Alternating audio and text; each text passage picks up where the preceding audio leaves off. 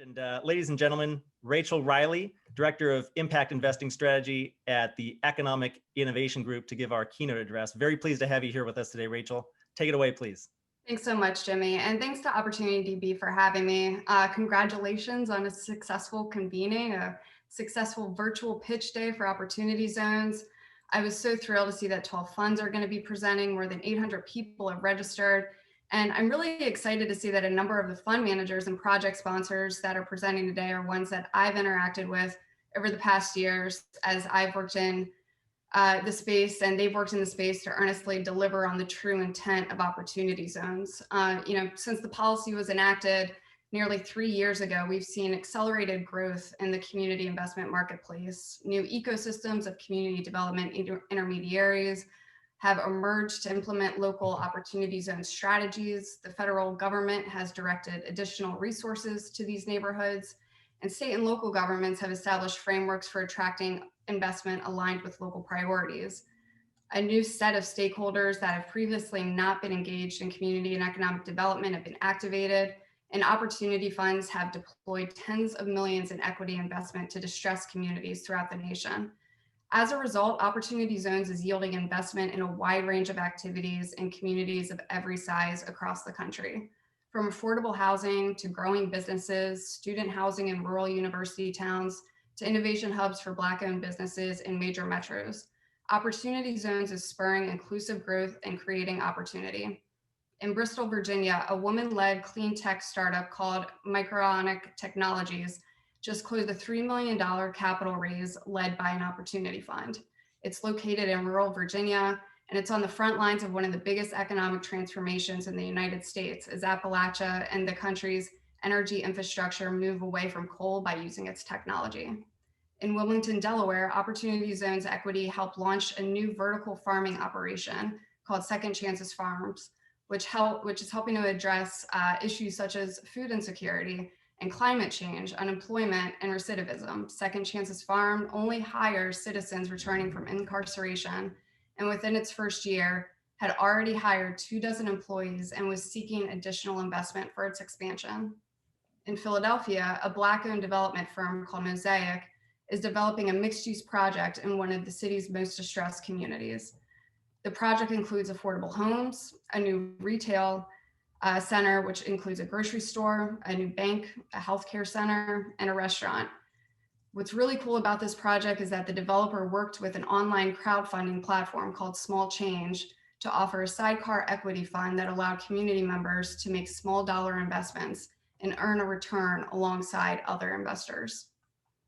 And in the state of Colorado, the folks at OEdit just launched an OZ Capital Accelerator program in June. And the purpose of that accelerator really is to provide support and exposure for businesses interested in raising OZ equity. I'm really happy to report that the first cohort of 5 businesses has already raised an aggregate of $2.2 million in OZ equity, truly a success, and they're already working with their second cohort of businesses in Colorado. This year, the OZ marketplace continued to formalize despite broader economic uncertainty during the pandemic. But as we head into 2021, there's been speculation about the potential for legislative fixes and reforms to the policy. Yesterday, EIG hosted a webinar with representatives from the offices of Senators Scott and Booker, so the main champions of the OZ policy. And we discussed the potential for congressional action before the end of the year and looking forward to the next Congress.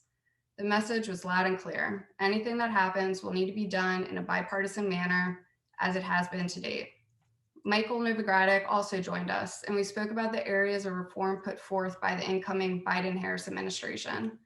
There's been talk about repeal of the Opportunity Zone policy, but I'm here to tell you that there's no discussion about repealing Opportunity Zones. There may be some discussion about reform to the policy, but luckily those reform measures are in line with what most of the marketplace has already adopted as measures that will be aligned with current activity. Vice President-elect Harris co-authored legislation to expand Opportunity Zones to federal disaster areas when she was in the Senate. And on the campaign trail, she spoke about the promise of Opportunity Zones and spurring entrepreneurship in distressed communities. Real quickly, just because folks may not be aware, as we talk about reform, I just wanted to go over the 3 areas of reform outlined during the campaign. The first is really around incentivizing opportunity funds to participate with local communities and partner with nonprofits to focus on creating jobs and for low-income residents, and also to provide direct financial impact to households located in opportunity zones. The projects I just mentioned are doing just that.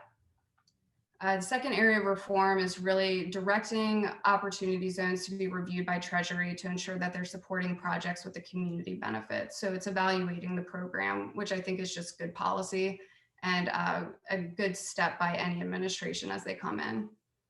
And then the third is a piece that we've talked about a lot. So it's reporting requirements and transparency. And so it's really around, the efficacy of the policy and better understanding how the incentive is being put to use.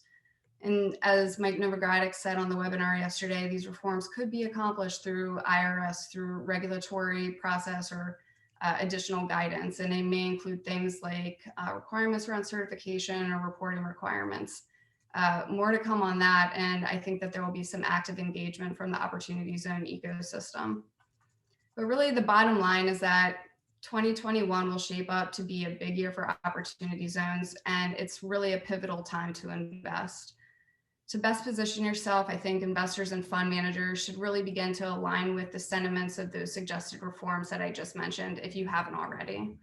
Ensure that investments are strengthening communities and are aligned with local businesses. Be able to articulate the impact that you want to achieve and have the ability to benchmark against those outcomes, and also be open to measures that promote uncumbersome transparency and accountability.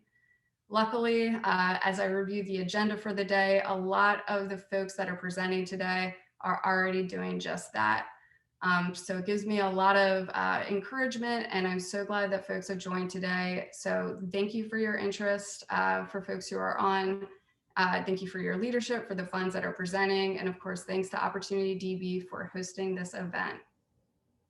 Thank you, Rachel. That was awesome. And for those of you who don't know, and I just did type this in the chat pane here, Rachel did join us from Economic Innovation Group, as I said at the outset. But for those of you just joining us and who may be new to Opportunity Zones, they were one of the leaders in getting the Opportunity Zone legislation first passed and really spearheaded that initiative. And they continue to be champions of the program. Rachel, if you're still there, I've got a question for you from Christopher. And you addressed this a little bit already, and thank you for doing so, because a lot of investors are really worried about what a Biden administration might bring. This has been labeled as a Trump program, for better or worse, just because, well, it was his administration who is administering the program currently. But it really is, this program really does have roots in a bipartisan initiative. Chris asks, how do you see the new administration supporting the future of opportunity zones? Maybe you can just expound on that one more time, because I think it's really important to drive that home. Sure. Yeah. And actually, the policy was introduced under the Obama administration. So it was introduced in Congress under the Obama administration. It was introduced in a bipartisan manner. And when it was the Investing in Opportunities Act, it had a very large list of bipartisan co-sponsors.